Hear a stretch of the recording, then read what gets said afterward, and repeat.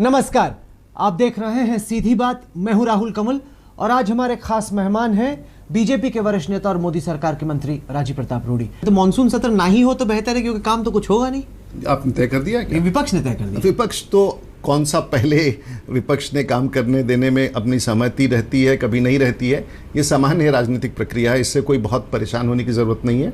सत्र होगा, सत्र चलेगा और सत्र में काम भी पूरा। अब तो यहाँ तक हो गया कि प्रधानमंत्री भी लगता है कि विपक्ष के विरोध से थोड़ा डर गए, कह रहे हैं कि चलो राज्य ही बना ले अपना लैंड बिल, हम कोई केंद्र लैंड बिल नहीं लाते ताकि जिसको जो करना है वो कर ले। प्रधानमंत्री डरते नहीं है। प्रधानमंत्री सब चीज प्रैक्टिकल व्यक्ति भी है और जो देश को अंतिम रूप से स्वीकार होगा वो स्वीकार करेंगे।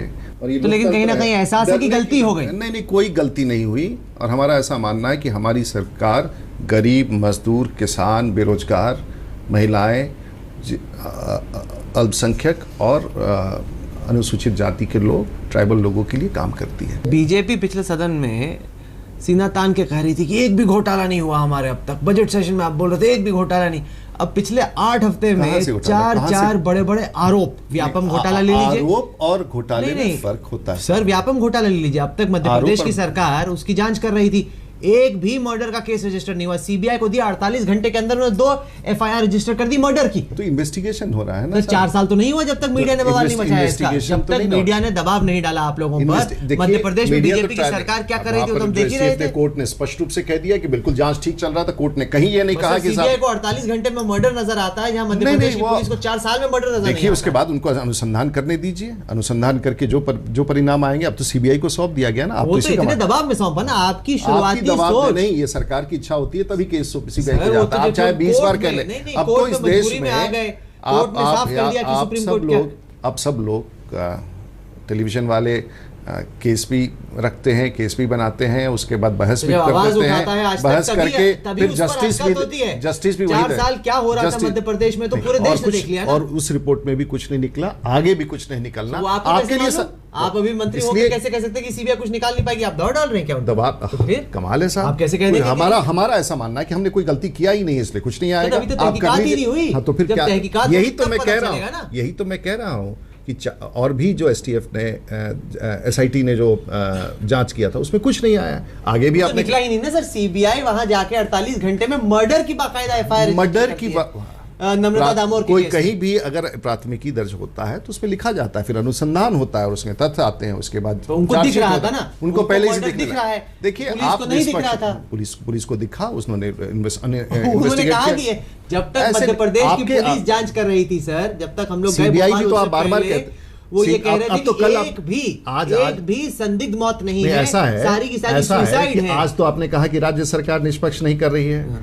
अब तो बड़े आप तेवर के साथ कह रहे हैं कि सीबीआई कर रही है, जिसने कर दिया। कल सीबीआई भी कहती है कि ये बिल्कुल दोष मुक्त है, फिर आप कहिएगा कि देखो दबाव डाल दिया केंद्र की सरकार ने। यही अगला चैनल पर सीबीआई को काम करने दीजिए, उनको कहना ही नहीं पड़ेगा। नहीं कौन, अगर मैं आपको कह रहा हूँ यदि अगर नहीं देता है सीबीआई तो फिर आप यही कहेंगे। आप कुछ बता रहे हैं, आपको लग रहा है कि ऐसा ही होगा, इसलिए आप अभी से तैयारी कर रहे हैं। मैं आपके ऐसा होगा इसलिए अभी से आप तैयारी कर रहे हैं। आज से 6 महीने के बाद आपका चैनल पर क्या चर्चा होगा? आपको मालूम है 6 महीने बाद होगा क्या? आप ये कह रहे हैं कि 6 महीने बाद सीबीआई सबको क्लीन चिट देगी और फिर आप सोच रहे हैं कि हमारी हेडलाइन क्या होगी? आपको कैसे मालूम क्लीन चिट मिलेगी? आपको कैसे मालूम कि मंत्रियों को जेल जाना पड़े?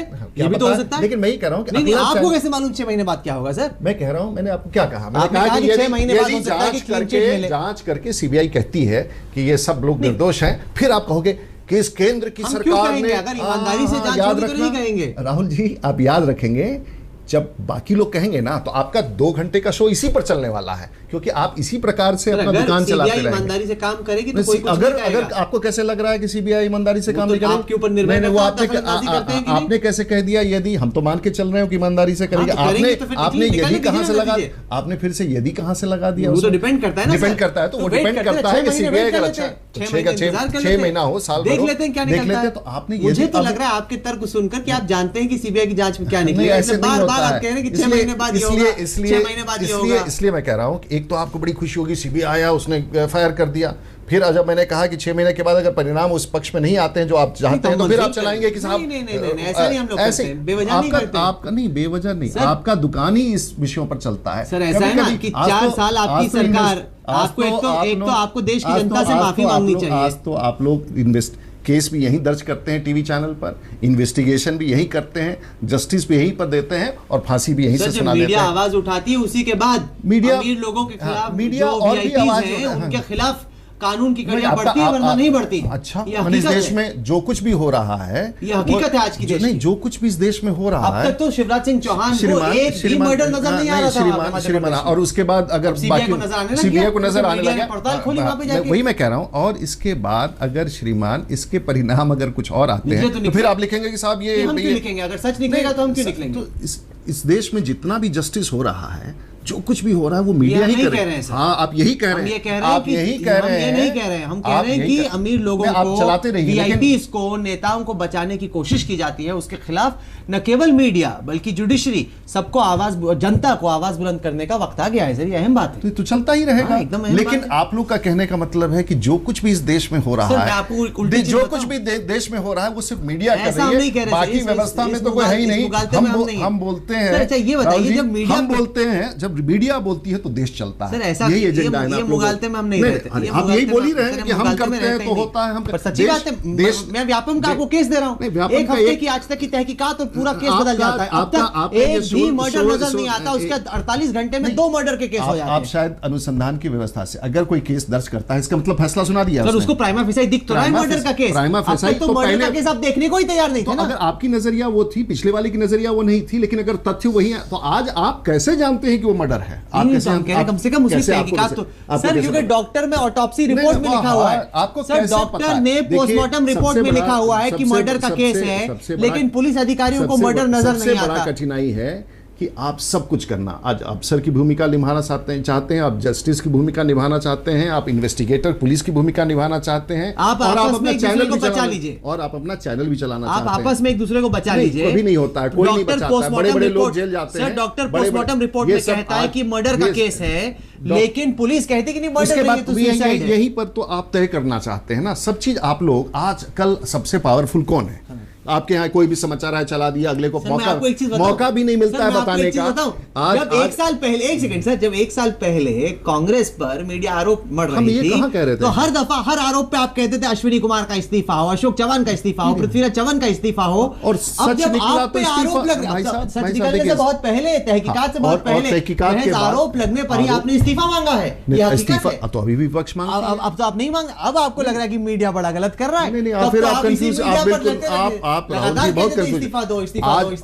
हम लोग कहेंगे, विपक्ष भी हमारे पास कह रही है, लेकिन जब तथ्य आ जाएंगे तो ही इस्तीफा होता है ना। तथ्य के पहले विपक्ष में बैठने में और सरकार में बैठने में ये फर्क है। जो मीडिया विपक्ष में अच्छा लगता है वो नहीं, मीडिया चुभने लगता है सरकार में। नहीं, हमने अभी कोई कठिनाई नहीं है, कोई कष्ट नहीं, बिल्कुल नहीं। आप अपनी बात, क्योंकि आपको अपना चैनल चलाना है और आपको वही बात करना है जो उल्टा चले, तो इसलिए ये आप कर सकते हैं। लेकिन इन्वेस्टिगेशन का काम इन्वेस्टिगेटिंग एजेंसी पर छोड़ दीजिए, निर्णय मत सुनाना। चलिए, कम से कम आप ये मानेंगे कि 4 जो आरोप लगे, सुषमा स्वराज जी पे आरोप लगा, वसुंधरा जी पे आरोप लगा, पंकजा मुंडे पे आरोप लगा, और अब शिवराज सिंह चौहान पर कहीं ना कहीं बीजेपी की जो एक छवि थी कि मॉडिफाइड बीजेपी में कोई दाग नहीं है, अब 4 बड़े दाग तो नजर नहीं। दाग तो बिल्कुल ही नहीं है, और मैं एकदम पूरी तौर से खारिज करता हूँ। ना ही कुछ इसमें प्रमाण है, ना ही कुछ ऐसा विषय है जिसके बारे में, हाँ, आपके लिए मसाला मिल गया हो क्योंकि विपक्ष ने आरोप लगाया है, इसलिए कोई दम नहीं है आपके इस चर्चा में। और हमारी सरकार मजबूती से, मतलब भगोड़ों की मदद होती है उसमें दम नहीं, कोई भगोड़ों की मदद नहीं होती है। विदेश मंत्री अपनी फॉरेन सेक्रेटरी को नहीं कहती है, बिल्कुल नहीं, और उन्होंने ब्रिटेन की हाई कमिश्नर को कहती है, उसमें दम नहीं है, बिल्कुल। उसमें अगर कांग्रेस ने किया होता ना सर, आप देखते फिर देखिए, आपकी मुस्कान बता रही है, आप जानते हैं कि क्या किया होता अगर आपने कांग्रेस के विदेश मंत्री ने कर दिया होता। हमें पूरा भरोसा है, सुषमा जी एक वरिष्ठ नेता है, सुलझे हुए नेता है, और एक गुड फेथ में उन्होंने कुछ किया है। भगोड़े की मदद की, भगोड़ा नहीं है वो तो, हाईकोर्ट ने तो फिर दे दिया ना उसका वापस, बाद में दिया ना इनकी, इससे पहले फिर हाईकोर्ट की मदद से पहले आपने मदद की, हाईकोर्ट ने उसको बरी कर दिया, वो तो बाद में मदद की, बाद में क्या, उससे पहले तो उसका पासपोर्ट जब था तो छोड़ा कि नहीं, तो कहीं निर्दोष बाद में छोड़ा, बाद में छोड़ा, तो बात तो यही है, तब तो आपको नहीं पता, बात तो यही है कि आप लोग उसके खिलाफ अभी तक तो कुछ मिला नहीं। सर, आपको ढूंढना है ना, हमने थोड़ी ढूंढना है, इसलिए मैं कह रहा हूं, जब मीडिया ढूंढेगी तो आप बोलेंगे मीडिया ढूंढ रही है। नहीं, आप दे, क्यों नहीं कुछ ढूंढ पाई? आप दे। पिछली सरकार का मामला, कोई सरकार का मामला आपको हो गए सर, पिछली सरकार के बहाने गए, इसलिए ऐसे तो आपके राज में ऐसे नहीं होता है राहुल जी। आप अगर चाहेंगे किसी पर आरोप, कोई गुड फेथ में अगर कोई डिसीजन लेता है तो उसे गुड फेथ का डिसीजन मानना चाहिए। बिहार में चुनावी बिगुल बच चुका है और बीजेपी कह रही है कि मोदी का रथ चुनाव जिताएगा बिहार। अब अगर हम जेडीयू और आरजेडी का जो कास्ट अरिथमेटिक है उसको जोड़ देते हैं, सर बीजेपी का जो कास्ट अरिथमेटिक है उसके बराबर भी नहीं खड़ा होता। आपने बड़ा अच्छा, बहुत अच्छे आंकड़े जोड़े हैं। और अभी एक चुनाव हुआ है काउंसिल का, लोकल बॉडीज का, नहीं होते हैं वो तो अलग किस्म का। आप एक माहौल भी होता है ना, आप उसको अलग करते हैं, लेकिन विधायक तो उसमें भी बनते हैं, विधान परिषद जीत के आते हैं। और जो हमारी जीत हुई है उससे ये स्पष्ट हो गया कि एक वातावरण का तो सैंपल टेस्ट हो ही गया है ना कि जीत आपके पक्ष में है। उनके 10 आपके, मतलब आप मानते हैं कि बड़ी बराबर की लड़ाई जिस जहां आप कहते थे, जहां नहीं बराबर नहीं है, आप उनके आंकड़े जो जोड़ रहे थे उन आंकड़ों को जोड़ करके आपको ये देखना चाहिए था कि भाई अब ये माहौल है, लेकिन माहौल एक माहौल बिहार में है। अब आप कहेंगे कि आपका अपना तर्क कि ये 16% और उनके 17% जोड़ करके 32 हैं और आप थे, लेकिन आज का नीतीश जी और लालू यादव की ताकत के बारे में आपको अंदाज़ा है कि कहाँ थे और कहाँ खड़े हैं? मुझे लगता था कि एक समय में जब ये लोग थे, दिख रहे थे कि ये अच्छा टक्कर देंगे, लेकिन जिस दिन, और मैं आपको कागज़, अगर आपके पास कागज़ है तो खोल के उसमें आप लिख लीजिए, जिस दिन बिहार में नीतीश कुमार ने लालू यादव का नेतृत्व स्वीकार कर लिया, उस दिन ही बिहार में इस गठबंधन की हार सुनिश्चित हो गई। क्यों, आपको क्यों लगता है? क्योंकि देखिए, आप अगर बिहार में होंगे, 35 वर्ष तक कांग्रेस का शासन रहा, जो जिस तरह से कांग्रेस ने बिहार चलाया, सांप्रदायिकता के नाम पर, हिंदू मुस्लिम के संवाद पर उन लोगों ने, उसके बाद 15 वर्ष का लालू यादव का कार्यकाल, सबके रोंगटे खड़े हो जाते हैं, लालू यादव की याद आती है। अब सब कुछ हो रहा है, राजनीति हो रहा है, लेकिन अगर एक बार याद कर लोगे लालू यादव फिर आ रहे हैं, चाहे पर लालू थोड़ी आ रहे हैं, नीतीश आ रहे हैं। नहीं, लालू, ये आप बिहार की जनता को मत समझाएं, और बिहार की जनता बड़ी समझदार है।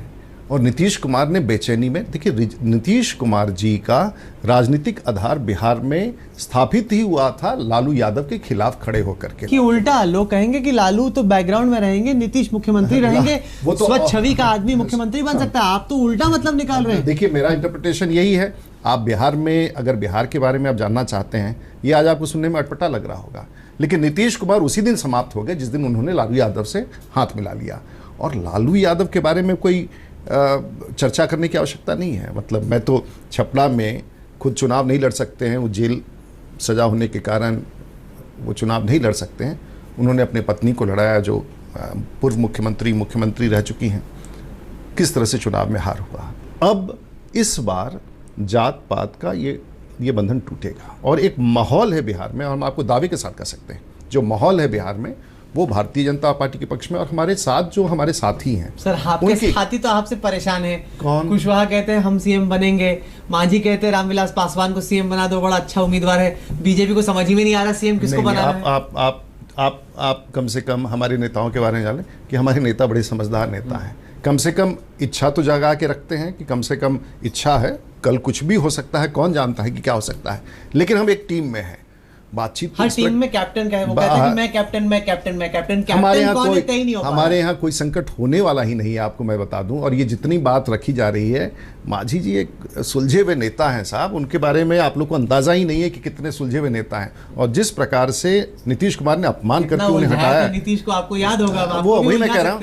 नहीं, वो बहुत ही समझदार हैं। जनता जानना चाहती थी केजरीवाल के नाम पर वोट पड़ा, मोदी जी के नाम पर वोट पड़ा, जनता जानना चाहती कि वोट किसको दे रही है। जिस दिन हमको लगेगा ना कि ये करना है, हम कर लेंगे। आप क्यों चिंता? नहीं, ये डर तो नहीं। आप चिंता मत कीजिए। सुशील मोदी को प्रोजेक्ट कर दिया तो जो ऊंची जातियां हैं वो परेशान हो जाएंगी। नहीं, देखिए, क्योंकि उनका देखिए ऊंची जाति कास्ट बेस्ड आधार इतना है नहीं। ऐसा नहीं। देखिए, सुशील मोदी एक अच्छे, एक ईमानदार, hard working deputy chief minister प्रांत में पिछले 4 दशक से काम कर रहे हैं, और एक अच्छे चेहरा है। इस तरह से और भी चेहरे हमारे पास है। हमारे पास आप भी तो हैं। नहीं, मैं बिल्कुल, इसमें आप कंफ्यूजन पैदा करने की कोशिश मत कीजिए। नहीं, क्यों? आप अच्छे नेता होंगे, अपर कास्ट आपके इर्द-गिर्द रैली करेंगी। नहीं, मुझे अपर कास्ट की पॉलिटिक्स नहीं करनी है बिहार में। मैं कास्ट की पॉलिटिक्स की बात नहीं कर रहा हूँ। बिहार को इसी कास्ट की पॉलिटिक्स से तो एक बार निकालना है बाहर। लेकिन बीजेपी की रणनीति देखी जाए तो आप तो अपना खुद का कास्ट अलायंस बनाने की कोशिश कर रहे हैं। आप यादवों में विभाजन की कोशिश कर रहे हैं।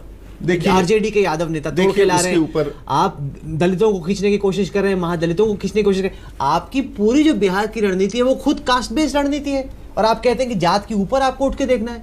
देखिए, उसमें एक तरफ ये समीकरण आवश्यक है। बिहार की नींव, एक मिनट रुकिए।